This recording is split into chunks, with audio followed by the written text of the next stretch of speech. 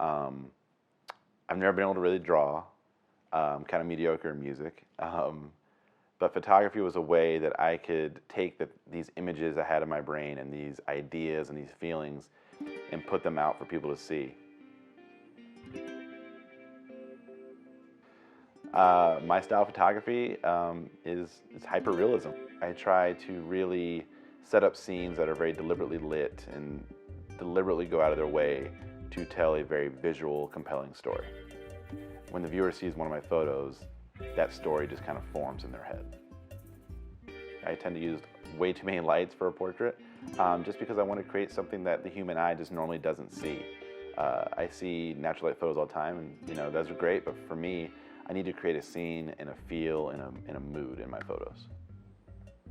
I get inspiration from the weirdest things. It's never necessarily from other people's photography, but it's from movies, it's from music, it's from food that I eat, it's from all around me. I try to limit my influence from other photographers so I can kind of come up with my own fresh ideas. So the one photo I feel typifies my style completely is the Renaissance of Heather. In the picture, we see the model Heather Bird standing in the middle of a makeshift kind of old-timey hospital room with all these doctors rushing to her side. So this photo really does bring all the elements that I like to do into one photo with lighting, location, and atmosphere.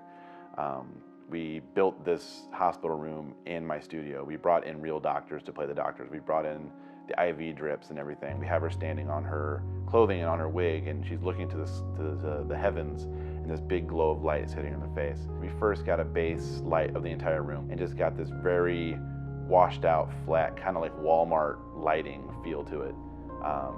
Really cold, just damp lighting is what I like to call it. After that, we put another light just above her head, just out of frame, to kind of make her face just a tiny bit brighter than everything else in the room.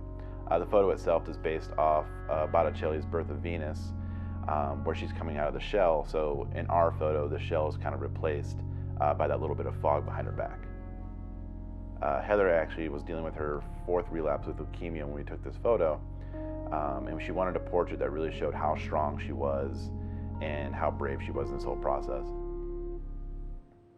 So some other photos that I'm pretty famous for are my big production Halloween shoots.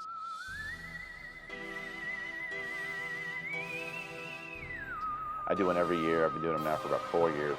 This year, we tried to base it off more of a B horror movie, 50s feel, where we had, the guy with the hook hand, running into the high school couple at make-out point. I think it took us about a week to put this shoot together.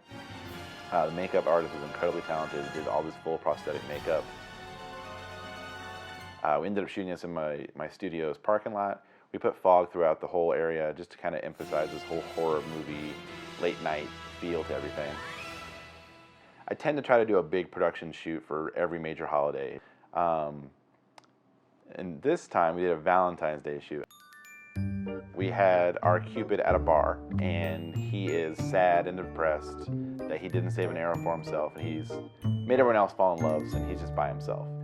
If you look at this on a big enough monitor, you can kind of really zoom in and see these little anecdotes and little tidbits that you wouldn't see, normally, but it lends itself to that whole storytelling of the whole photo.